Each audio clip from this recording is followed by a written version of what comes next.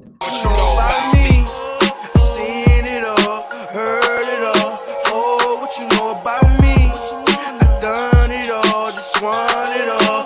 Oh, what you know about me? I seen it all, heard it all. Oh, what you know about me? Oh, what you know about me? Oh, what you know about me? Hey, y'all, we are back. Man, welcome to another episode of More Than a Title. I'm your host, Jared Thomas, as usual. And thank you guys for joining, man. I know we got a late special episode today, man, but we got a special guest today, man. And I just want to, introduce this brother, man, because he's truly inspiring. So, he's one of Adweek's 50 most important people in media, marketing, tech, and Savoy's magazine, most influential Black executive in corporate America. Man, on top of that, he's also a digital advertising veteran in the space, right? Holds 6 U.S. patents for digital ad formats and ad products, and implemented strategies for publishers and companies such as Google, Viacom, New York Times, MySpace. So let's introduce this brother, man, because I've been a fan for a while, and I'm honored to have him here. So let's welcome our special guest, man, Walter Geer. What's going on, brother? Hey, what's going on, man? Thank you, man. I appreciate being here, man. I do. I genuinely do. And thank you for the kind words, man.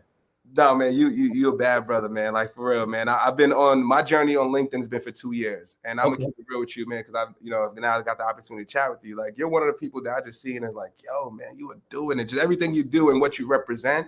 Because, like, I'm be honest with you, when I came up in the industry, I didn't have anybody that looked like that. Yeah. You know how that goes, bro. I didn't have nobody with the hat on. I didn't have nobody. I'm from the block, man. You know what I mean?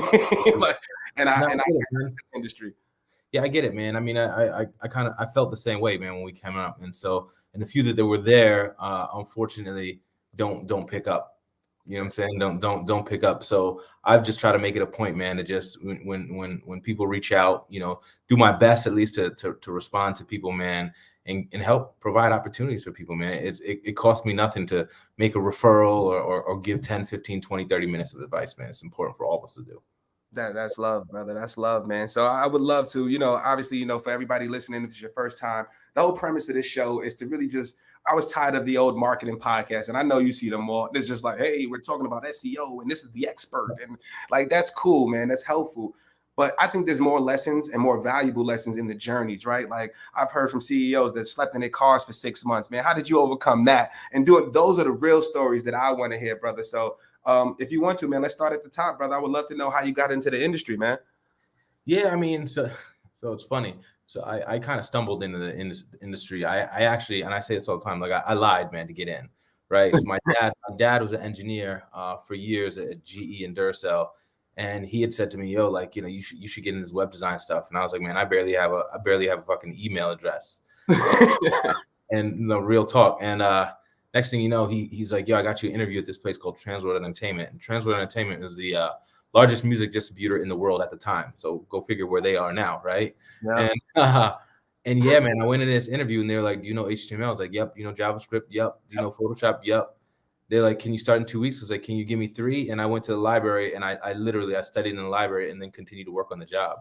So I mean, that's how I got in, man. I didn't know jack about design or anything of that nature, man. I just kind of got in and just went with it. That's insane, bro. I think we all stumble in the industry in some way or format. Like I'll give you my quick story, but I want to say, before I even do that, man, I want to say what's amazing about that, right?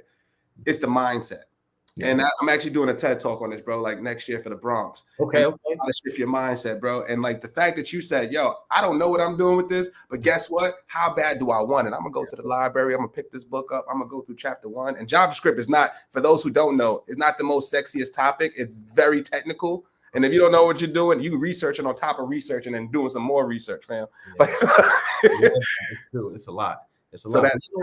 Through my time there, even when I was there and other places too, and I talk about this all the time, like I had individuals who supported me along the way, So when I got in, I worked with this dude named Tom, who was this like old school Marvel comic artist, like like drew for like Spider-Man and real stuff like that.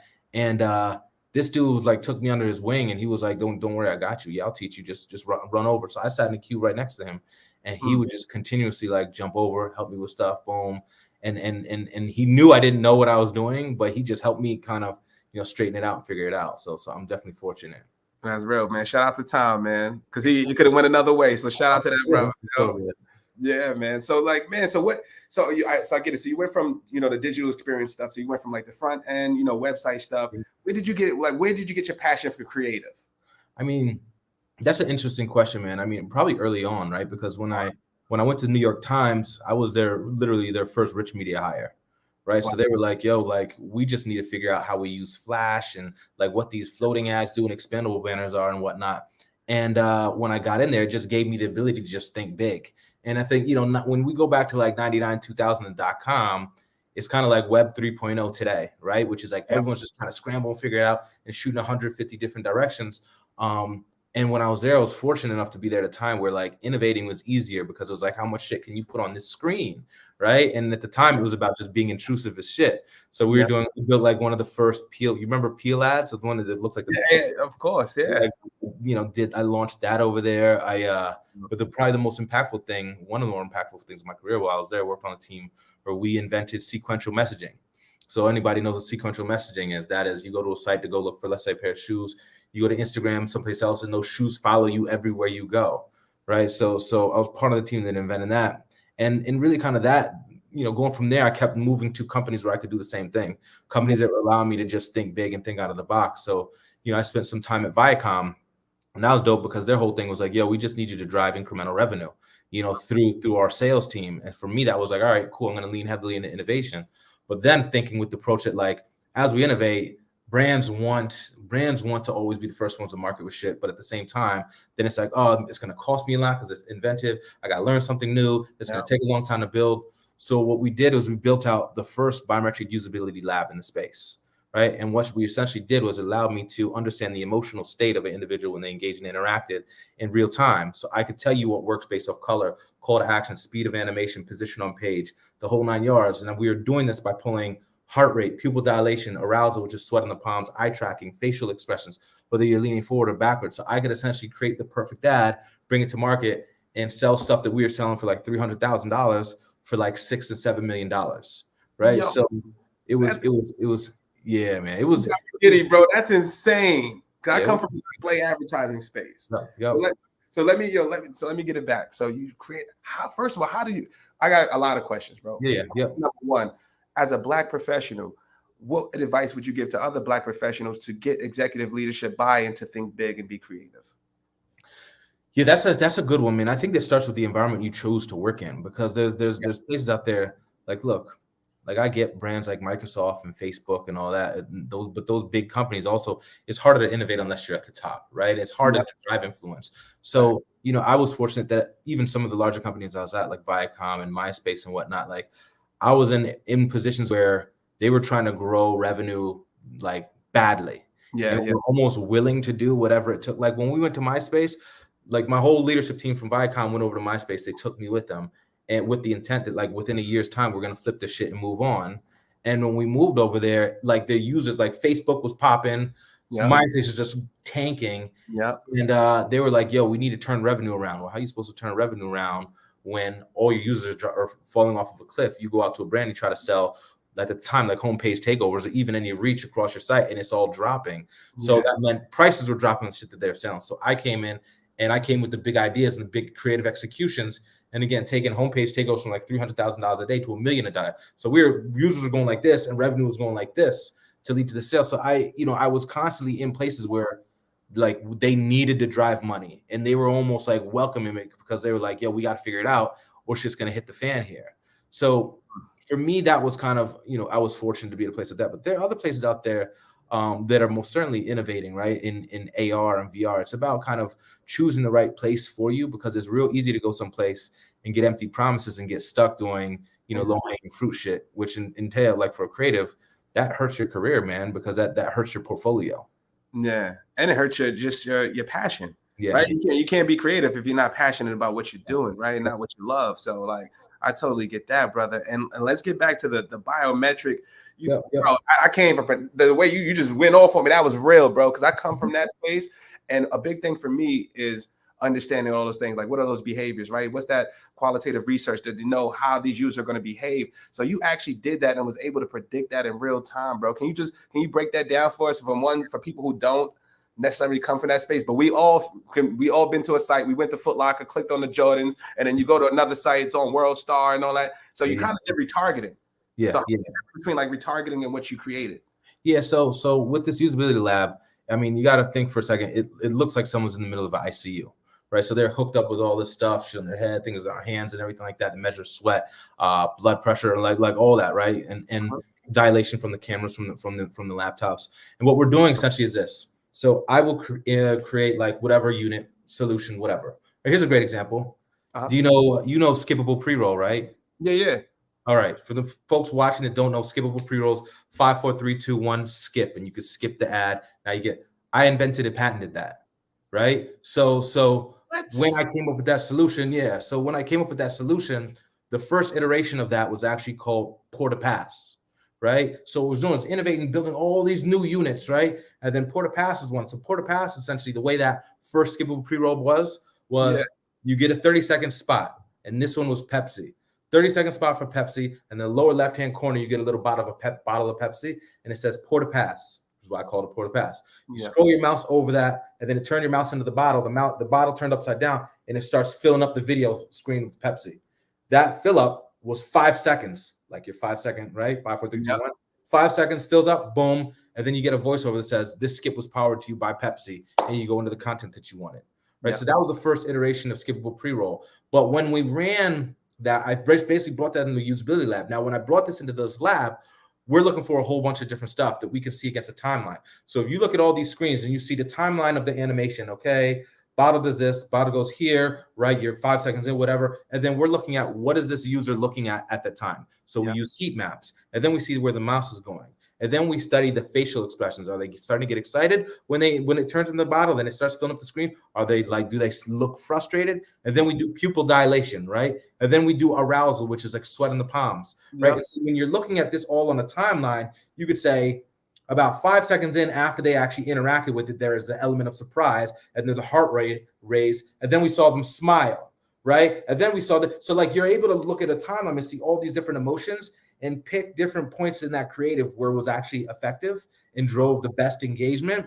And then we pulled it out of that. So when you're seeing shit where like they look frustrated, they look annoyed, their mouse is going all over the place, like they don't know what to do, right? Then okay, maybe that's not the best one to use. But that Port-to-Pass blew up, right? It blew up, took off. People were like, oh my God, I love that, because I could skip some shit that I didn't want to see in the first place. And then boom, after we figured out, yes, this works, this was effective, this is the age, this is a demo. Now these are the actual audience that we're going to go after for these type of brands, right? So that's what we're doing. We brought in these labs, tested it, pulled out all these different metrics and insights from it, and then packaged it, then brought it to market. That way, when we brought to market this innovative solution, we could literally say it's inventive, no one's ever done this, we have a patent on this, and we can guarantee this much engagement. Yo, bro, that is insane. I'm trying to not stop my jaw from dropping, bro, because I ain't know that this. And I'm glad. That's why I love, because you see my natural reaction. I did not know that. You know what I'm saying? That's real. But like, yo, my next question for that is, right? So you created this, right? How did you go about the business of that in terms of making the patent, right? Because I would think if the company or whoever else you're working with are investing into that too, wouldn't they want to own the patent? So how did that work? Yeah, I mean, so here's the thing, like read the fine print. When you sign. All right, that's real. No, real talk is like 99.9% of shit that you sign when you go to work at a company says that the things you build there for the company, on the company's laptops and devices, is the company's, right? So don't get it twisted. Like those patents, bro, you wouldn't have known who I was, man, because I'd be on some beach someplace else, and like sipping margaritas, right? So yeah, so you know, the way that works is like when I was there, basically they were like, yo, we're ready to package this. This is crazy. We got to get this out in the market. But then, you know, it wasn't even my idea. My boss was like, yo, we got to actually pause for a second and patent this before we bring it out. Because then when we bring it out, other people can't copy it immediately, right? We essentially own it. We're the only ones with it, and we can guarantee effectiveness, which then allowed us to raise our prices through the roof. So then what happened is we go out and we would show like 3, 4, 5 brands. And then we basically was like, started a bidding war. This is what we got. It's new, has a run, it's patent. You could be the first one to run on it, right? So another one we did like that was crazy is when I was at MySpace, we did one. It's a format that I call the HD skin. So, you know, when you go to websites, you see the whole entire background of the site is all video content. Yep. Me, right? So I patented that as well, right? And it's funny because the first one we ever ran, we started bidding more. Sony Pictures ended up buying it, but then Sony Pictures ended up buying it to run that movie, the Facebook movie. Oh, so yeah. It was like, here's this huge, crazy fucking ad with video on the homepage for Facebook on the homepage of MySpace, right? So yeah, man. I mean, it just helped us really kind of sell that stuff through. That is insane, bro. Like, oh man, I can geek out on this topic because I come from the space, bro. Like, so everything you say is amazing. We can go there. We can go there. It's all good. I want to go so many places, bro. Like one thing that, so once you started that and once you started seeing success, right, with that, right? Or because I'm a personal brand person, so I would love to know what made you want to get out there too, right? Like, so when you started your journey on LinkedIn and other places to get out there and you started getting on the circuit, right? Like where did that come from and how did that begin? And what's the coolest thing that's happened to you as you being on the circuit? What's one moment you like, man, I made it?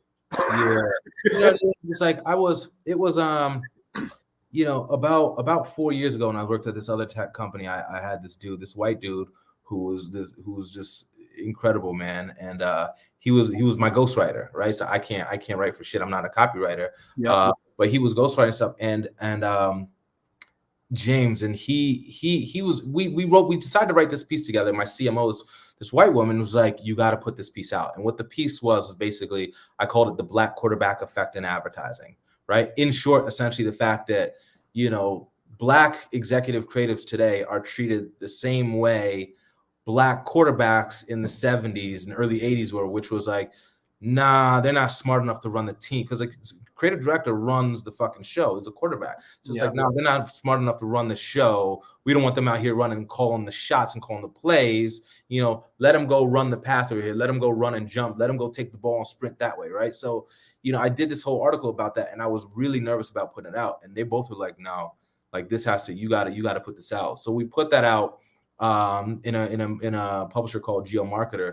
And it kind of took off. And that was kind of like when the first time I put my voice out there in association with like, what I saw as current problems. And so fast forward another year, I just started speaking my mouth and speaking openly on LinkedIn. And I did a post about ageism because everyone was posting this, 40 under 40 award, 30 under 30. And I was like, yeah, this is some bullshit. I was like, there's a lot of talent over 40. And I kind of just said some ignorant shit that ended up going crazy viral. And then Forbes magazine wrote an article about it, an Adweek wrote an article about it. Crazy. And it was like everything from there kind of took off. But what I learned from that moment was, wow, there's power in some of the shit that you can say, because people were sending me personal messages. Like I must have had like 50 to 100, not even kidding you, a day, where people are like, yo, thank you for writing this. It means a lot because of this. And like, I lost my job and I was, making $100,000 and now I'm working at Starbucks at night, and like crazy stories. And it made me think like, yo, if I could tap into people on this, then I need to spark something for Black people and brown people because like we see a real short end of this stick too. So I obviously started speaking my mind and it just kind of one thing led to another, and just it's odd people started listening. But I think it was because in this pandemic the past 2 years, we're in a moment where people want to be heard, right? And people want to be seen. And what I've done really is I try to build community by essentially leading the horse to the water, right? I say things, I spark a topic, and it's interesting that I have this tendency of creating community in my comments, in my threads, where people feel comfortable and safe saying some real wild shit, But and to your last part, like the moment where like I don't know, there's a moment I made it moment, but like it was crazy because all the stuff I was talking on social, like it then connected me on on Instagram and with all these different celebrities who reached out like, yo, that was dope, you did this thing. And I established relationships with crazy people, man. And like people like Lamar Odom and people like Marcus Samuelson and Gary Vaynerchuk and all these people that I like text with, and like motherfuckers like FaceTime me on a regular, and it's weird, right? So I did probably the one that I was like, damn, I can't believe this shit, was I did a live where last year for Black History Month. I was like, yeah, I want to do something about inspiring Black people around the power of showing up and what it takes to succeed. So I was like, yeah, I reached out to Sugar Shane Mosley, and he was like, yo, bet, let's do it. And then I'm on this live with him, like, yo, this shit is crazy. But before that, we a week before, he's like, yo, just FaceTime me real quick. So I FaceTimed him. And yo, I'm FaceTime. This motherfucker's in the jacuzzi and shit out in the snow. He's like, yo, what's good? I'm like, is this nigga in the motherfucking jacuzzi? And I'm like, this shit's crazy, man. It was like, that was when I was like, this shit's real crazy. Bubbles, bro. Shirt off, shit. I'm like, this is crazy right now, man. Yo, bro, like, yeah, you know why I love that story and I feel that. And before I go in the story, Tanya, who's watching right now, she wants to know what's the name of the article. Could you just say that for her one time? The Black Quarterback Effect in Advertising. Yeah. Perfect. Yep. It's if you go to my LinkedIn page, it's on my profile. It's like in one of my articles I posted a little while ago. Like if like publications, I think it's in there. That good looks, bro. And shout out to Tanya. You know, much love as always. But what I love about that, bro, is because I resonate with that, right? Yeah. And I said this before we got into the joint, man. I feel like Martin when he had that episode with Varnell Hill, and I'm like, man, how do I get to the yams? How do I get to because it's my story almost to a T. Yeah. Right? So my story started off of me just not wanting to send cold emails because I just hated the shit.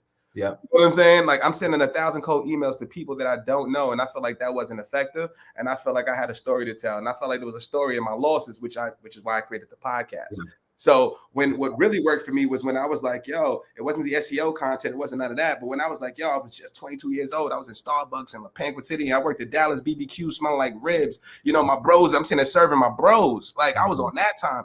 And then I had my son. And then I stuck in to tech and I stuck in the sales. And then they're going around the room. They're like, yo, I'm from Yale. I'm from this one. I'm from Buffalo State. Yeah, I'm Jared Thomas from Evander Childs High School in the Bronx. And I'm a top seller out here. And this is what's up. And then, you know, and that was my story, bro. But like you said, I got 50, 100 DMs, people from Germany, France. Yo, brother, I love your story. And yo, you inspired me.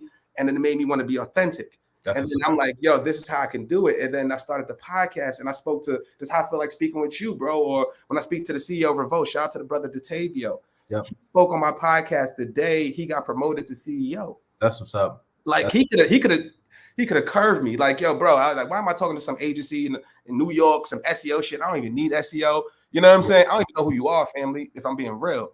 You know what I'm saying? It's about creating opportunities, man. It's not that didn't cost them anything. You know what I'm saying? Some people can do that, and that's important. It's important when we do things like that and reach back, man, and create opportunity for people. It's easy. It's not much.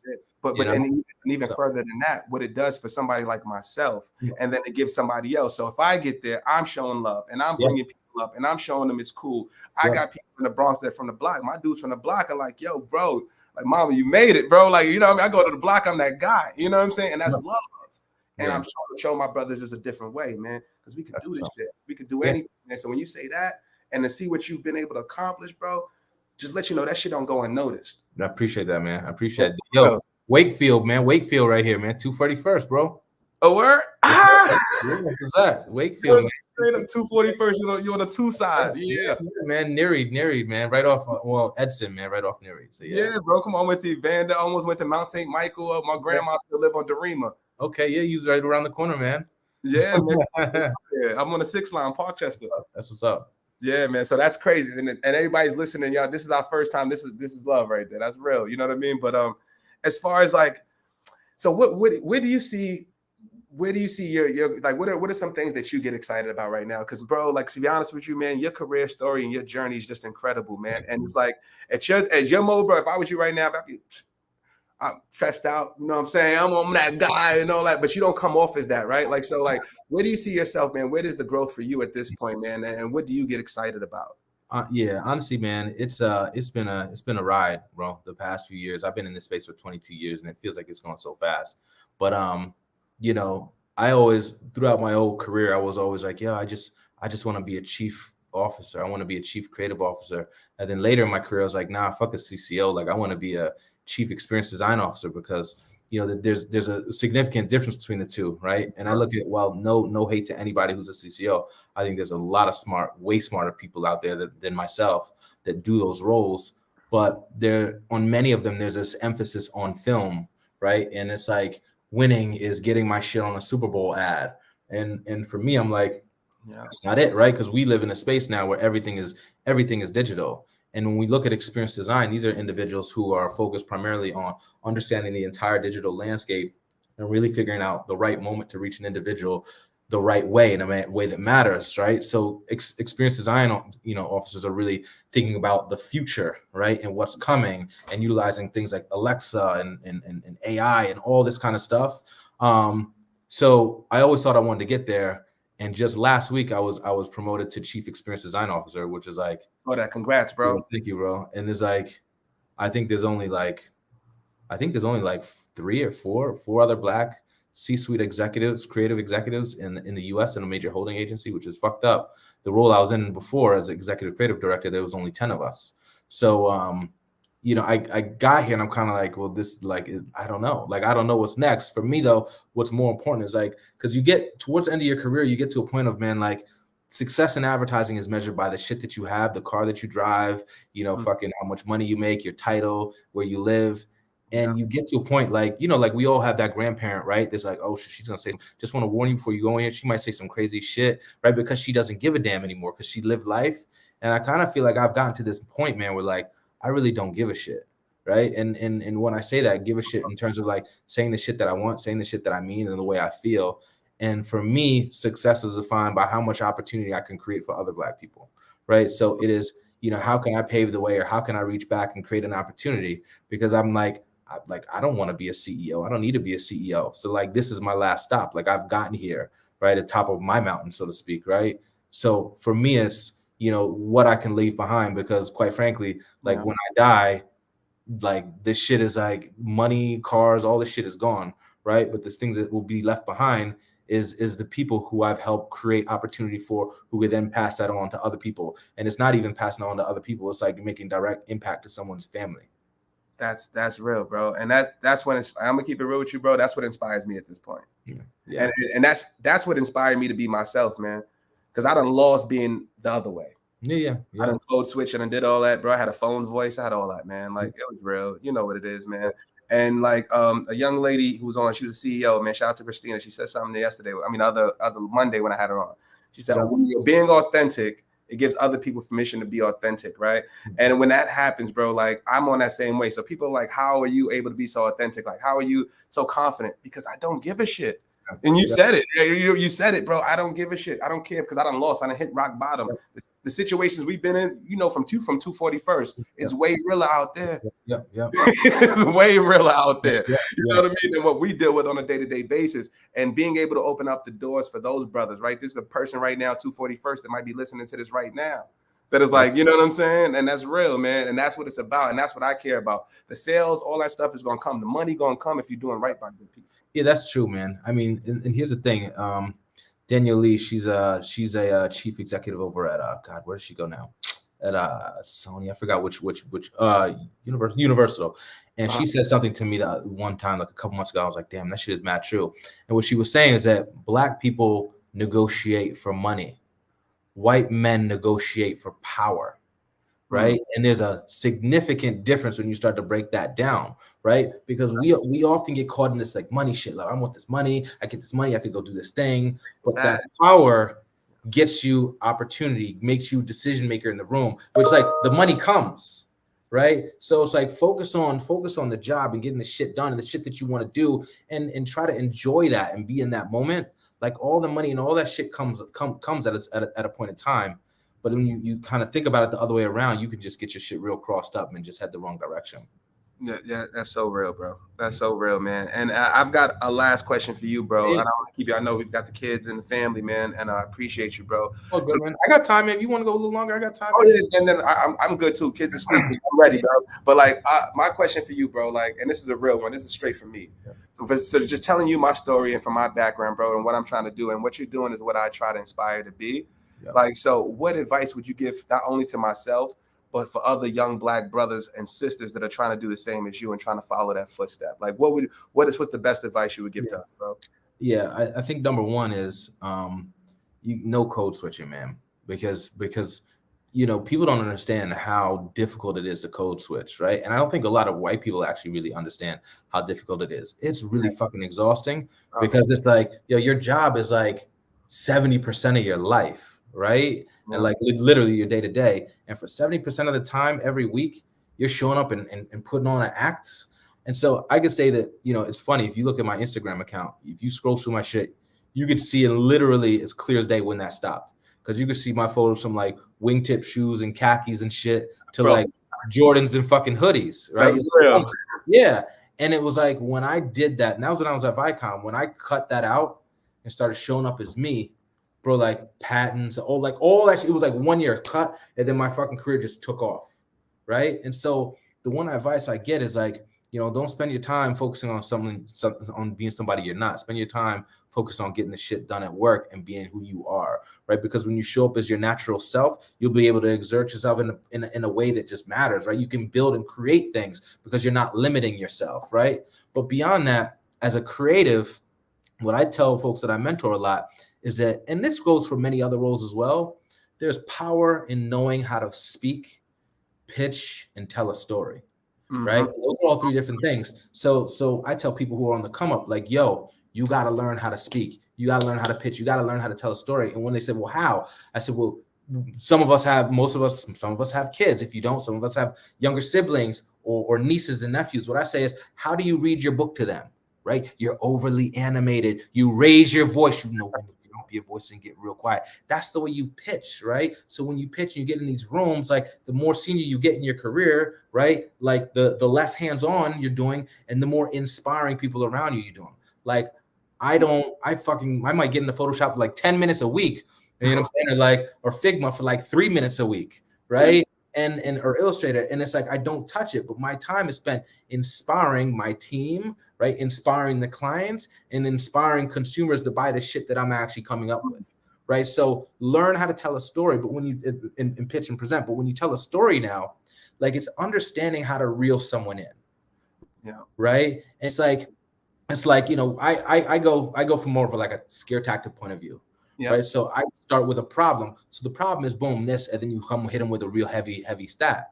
Right. And then let me explain why that matters because of this. But let me tell you what the solution is because we have this. And let me tell you how that works. It's like you have to paint this picture that's so graphic, right? In the way you speak and the way you tell that story. And that is what it takes, I believe, to be an executive, especially a creative, right? Those few things. I love it. And it's interchangeable also with sales folks. Yeah, absolutely. Absolutely. That's what it is, bro. Like I tell people all the time, man, you don't sell a product, you don't sell the same thing you just said. You know, same exact thing, man. You understand the problem. This is what the stat is, and this is how you're able to help, man. And just being yourself. And that's what I want to do, to be honest with you, bro, because I feel like I'm inspiring now. And I feel like, and like you said, too, once I ditched the code switching, once I ditched all of that stuff, man, that's when the career took off. And that's when I started doing things. That's when Google, LinkedIn, Amazon started reaching out. Yo, what's up, brother? You know what I mean? They ain't know me. Didn't care to, you know what I'm saying? And that's just real, brother. Just to hear from you, man, is just reassuring to know that I'm on the right path, and I know that other people that are listening to this that do the same, they're on the right path, brother. So that means a lot, man. And and as far as the future, I would love to talk about the future stuff. Matter of fact, as we go into the future of marketing, I do want to talk Web 3.0, NFTs, all that stuff, man. But what is the one creative piece of work that you hang on your hat on right now? Like, what's the one that it was like, man, I went through hoops and loops, and man, it was a crazy ass story. It was a tight deadline, and we got that thing going. A few, man, but like one that I go back is probably my favorite because I think it was just the most disruptive. Was one I did for Netflix Black Mirror season 3. So when they came through, the RFP was essentially like, we want to scare the shit out of as many people as possible, and we don't care who. So when we went back and like, okay, great, well, who do we want us to reach? There's a specific demo, whatever age group, whatever, and they were like, everybody.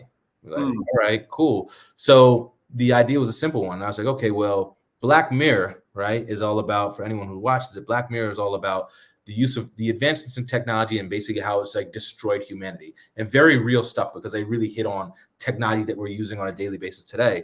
So I thought, well, how do you do that in an ad? I said, well, we have location-based ad serving, right? And I can tell where someone's at when I deliver an ad. So what we decided to do is we had this ad, and it was like this kind of lower, it was like a 320 by 50 banner that expanded open and made it look like your phone cracked. And then it actually said, we know what you're watching, but do you know who's watching you? And then we put a Google Street View of a picture of the outside of your house, and then put your address across the screen, and then we close it out, right? And dude, like, people freaked the fuck out. Like, it was taken down. It was taken down within 24 hours of most publishers it was on because everyone was pissed about it. And that's exactly what they want to do. But what's funny is the first iteration of that I was trying to get out the door, that the legal team just wouldn't go with, is I wanted to show you a picture that first, before we showed a picture of the outside of your house, I wanted to actually show a picture of a shady location that you went.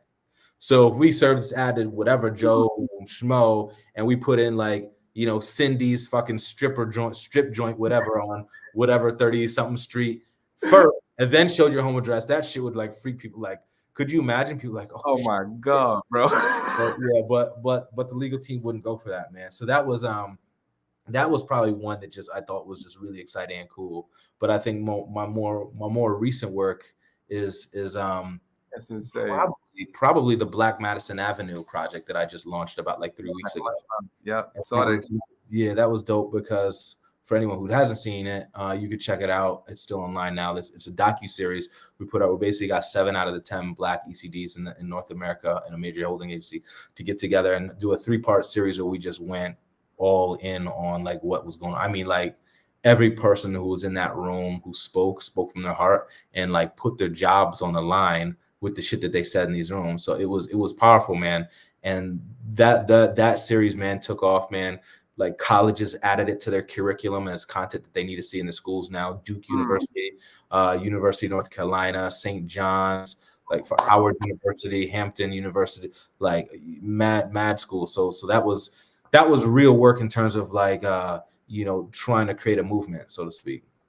No, that's real, bro. And I had a first of all, much love on that project, and much love for all of you guys that are on that project in order to risk yourselves and rip your reputation for the cause. So that's love right there. You know what I mean? And then I want to go back to the Black Mirror shit, because I love Black Mirror. I love that show, bro.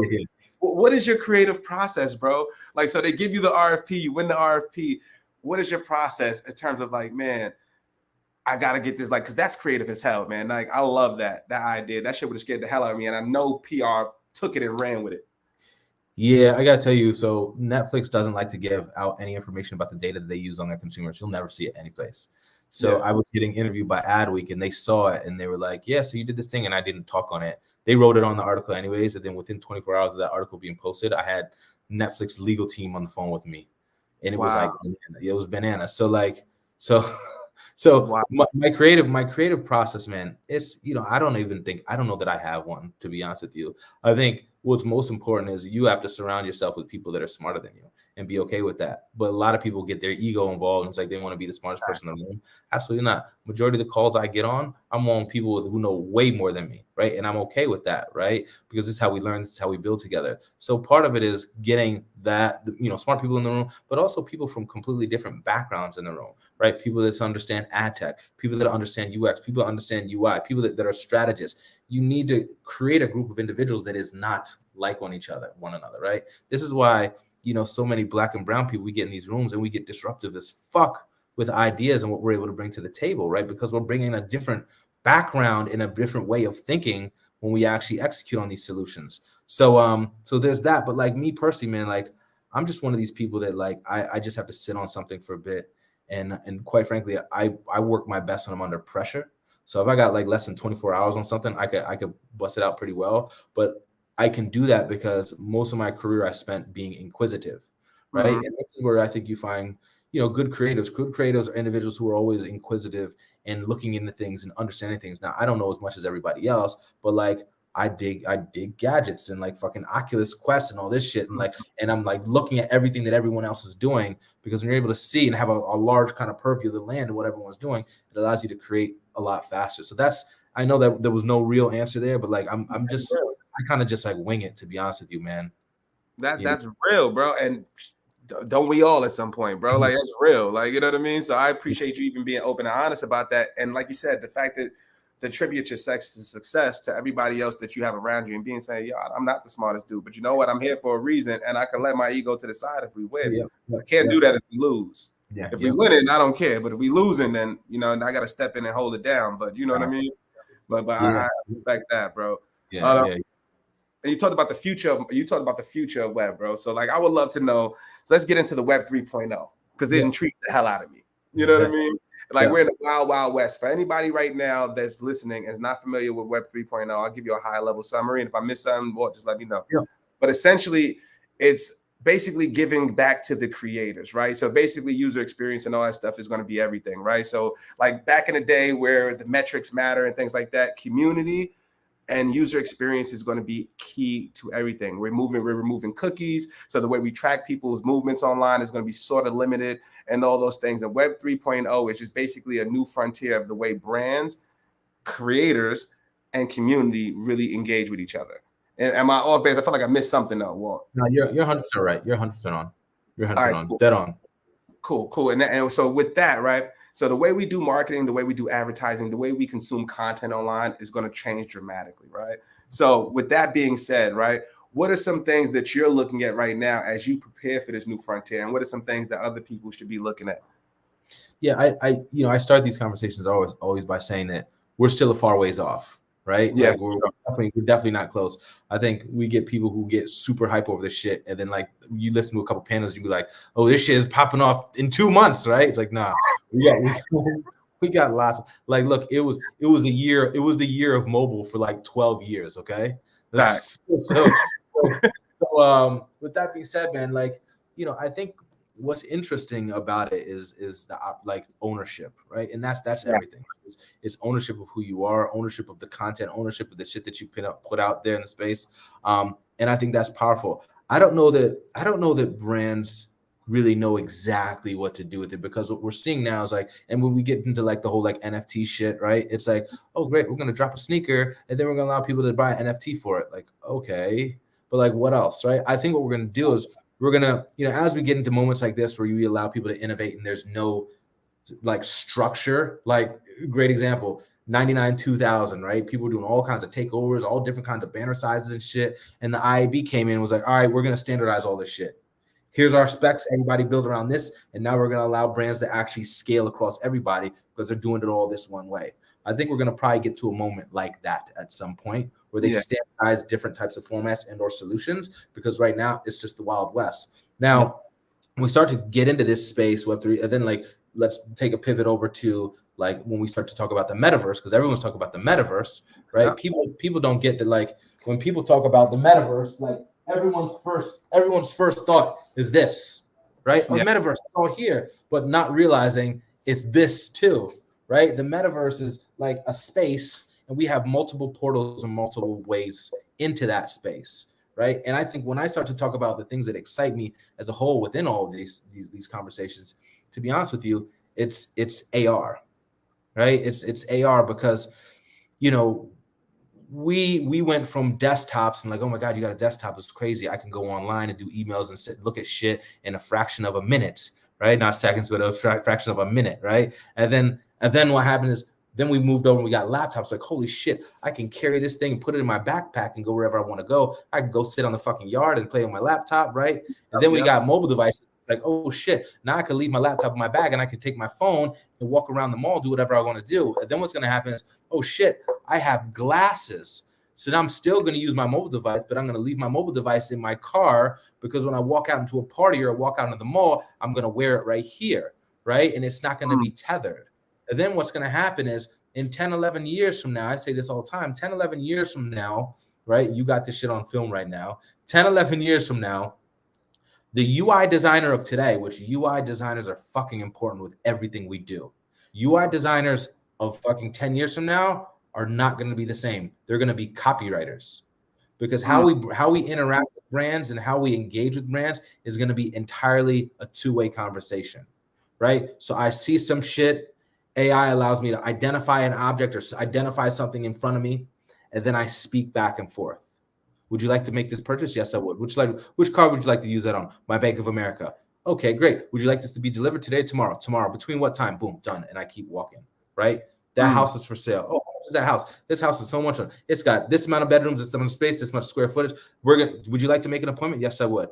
Everything is going to be connected. When I walk into my house right now, I have like 11 Alexa devices across my house. Everything's connected for the most part. I walk in my door. I get home, right? I like everything. Like I get home, my car notices, recognizes I'm home. It syncs up. My garage door automatically opens. I walk out of my car door automatically closes. My door unlocks by itself. I walk in. Now I say, Alexa, turn on everything. I say, Alexa, turn on everything. Boom. Then what should happen now is it notices one light bulb is out in your kitchen. Then it'll say, light bulbs out in your kitchen. Right now, there's a sale for whatever fucking Philips Hue light bulbs. Yeah. Would you like to buy one? Yes, I would. Boom.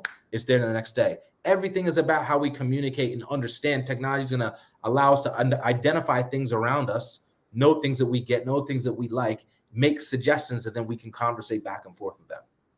That's insane, bro. The way you broke that down, bro, as far as like you said, the ownership part I love, right? But the fact you said like that two-way conversation and how technology is going to make everything easier and how you have to, one, just communicate with the customer, which goes back to our earlier point, right? If you could think of ways of creating different experiences, and for those who are not listening, who are listening, who don't come from tech space, or everybody from back home, all that stuff, AR, when we mean AR, think about Pokemon Go. Yeah, yep. That was the best iteration of it that we've seen that went mainstream, right? So you open up your phone, you want to see Pikachu, he's right there on the block, you're looking up on your building, there's a Charizard or something like that, and that's essentially what's going to be when it comes to B2C consumer interactions. You know, like you said, you want to go to Macy's, that shirt is fire, you got a large, we don't have a large. Do you want this? Oh, Money Exchange got the boom. It's sent to the crib. You know what I mean? So that's what it's going to be. And the brands that understand that and create a way or a seamless process from interaction, you create a good experience, to purchase, are the ones that are going to win. Yeah, absolutely. Yeah. And then when we get into the whole ownership now everyone's allowed to get a piece of the pie. Yeah. Right. So now I go into these spaces and I start creating on my own and rolling shit out. Now I got a piece of everything. And that's what we didn't have before. Right. I mean, God, like I said, like all that shit that I patented and whatnot, I would love, like, shit, man, if this is Web 3.0 time, I would have been chilling. Yeah. Right? For sure. Out of here. You've been on Mars, bro. Like, seriously. No lie. That's insane. So it's interesting, man. I'm excited about what the future has to hold. But I think that, a lot of what I'm more excited about is how we interact and engage with brands, man, and seeing it. And I think that when we see Apple at some point within the next year to roll out their headset, right? Like Apple's the thing I love about Apple, man, is like they probably got like 7 to 10 models of that shit ready, 10-year roadmap ready to go. And they're gonna roll out some shit that to us is gonna be like, wow, this is amazing. To them, it's gonna be like, this is some basic shit. We're gonna raise to the number 6, 7, 8, 9, 10. And they're just so good at rolling that out. But I think that when we get to a point where it's like looking like this, that's when everything changes, man. That's gonna be insane, bro. And like let's talk about the ownership, the NFT stuff, because I get what it is. Like you said, somebody releases a sneaker, I buy the NFT, or matter of fact, yesterday I went to the Nets game. I went to the playing game. I go to the Nets game. Kyrie crosses somebody. I buy that moment, right? Like, but what's the value of that moment? Like, how do you really assess where to invest the NFT? That's it. Like, what is it? Yeah, I mean, that's the thing. You don't know. You don't know. I mean, people. This is why I said, like, this is like the wild, wild west. You got people like love them, but like you got people like Gary Vee writing fucking cartoons out and putting this shit out. His drawings, and he's crushing some from fucking drawings. He's putting on a goddamn notepad and taking a picture of them, putting it up. It's hard to tell, man. This is why, quite frankly, like I haven't invested in much of any of that shit, because like I'm questioning, right? Because I think that, when you're in a moment like this, you're going to have people that are throwing a ton of money in because everybody's thinking, I could get rich. I can get rich, right? And what you're going to see is like eventually, and I hate to say it, but you're going to see a bloodbath of people left behind who didn't get it right. And you're going to see a select few who got it right. Now, what I do hope that we see as we move forward is the Black community get more involved, right? Because this is just another opportunity, again, where we have limited access to information about this. The technology is selling for it, and then what happens is we get left behind, and then you got all these white folks who are like buying up all this shit, and then it's gone by the time we get to it, right? So, go ahead. No, I was going to say, you made an excellent point. What do you think? Why do you think we're so skeptical? I think it's access to some of this stuff. I mean, like you go into a high school right now and wherever in the city, and like you talk to a bunch of Black kids, ask them what a web designer is. They might know now, right? But then like you talk to someone, yo, do you know what a copywriter is? No, but guess what? I bet you know how to write some fucking lyrics. The best fucking lyricists in the world. And guess what? You could be a fucking copywriter because you know how to write those fucking lyrics. It's the same shit. You like to do graffiti? Guess what? I bet you could rock with fucking Illustrator. Let me show you what Illustrator is. You know what you do with Illustrator? These type of ads. You could do these type of commercials with After Effects. But it's not. It's lack of just knowing that, right? Yeah. So again, we're in Web 3.0, and like you go out and ask most average person your age and my age don't know what Web 3.0 is, who are in this space, right? So to ask, someone else who's on the come up what that is, in like whatever young Black kid, they're not going to know any difference. So I think, it's important that we create opportunity again to educate and inspire many of us that are out there, because like we could do a lot of this shit. It's not that hard, right? Yeah. It's just we need more of us to actually know about it and get access to it. Exactly. And a lot of that stuff is content too. And that's why like conversations like these are so important, right? So now if you see two brothers that are, fitted on that look like you, that come from 241st and Parkchester talking about NFTs, now it's like, yo, maybe something I should look into. You know what I mean? So that's how we have to do. We have to educate each other. We have to, share game. We have to give each other, I was going to say $1 million worth of game, but shout out to Gilly and them. Like, that's what I wanted to be honest with you, for marketing. Why the hell isn't there a drink champs for marketing? You know what I mean? Like, why isn't there? Why can't I be? Why can't we have a beer right now? We just, take a shot, do all that. Like, why can't it be? Because I work somewhere? What the hell? Do it. You know what I'm saying? And, bro, this is what I'm trying to do. I'm do it, bro. I'm trying to turn this into this. I'm getting comfortable. I'm getting my shoulders right. You know what I mean? I'm trying to make it happen, bro. You get the set, you get it ready. Let me know. I'll come through. My God, it's much love, bro. And we can end off on that, bro. On that note, bro. I know we both got the kids, man. But before we leave, man, I just want to reiterate, man. This was a pleasure. This was an honor. You know what I mean? For me as a young Black professional that aspires to be like you, brother, and to see us shine, this shit was amazing. And for those watching, this is the power of us. And this is what we can do, man, when we just say, yo, we're going to be ourselves and show our full light, man. Don't dim your light for nobody. And that's real, man. And I thank you for reiterating that, brother, and rocking with a young brother from the Bronx, man. And anything, man, we rocking. We're going to be tapped in. I'm going to send you my number. Tapped in. Let's do that. Look, thank you for doing what you do, man. This is great. It's incredible, man. I hope as many people see this as possible, and continue to keep shining, bro. Keep shining, man. Thank you for allowing me to be here tonight, man.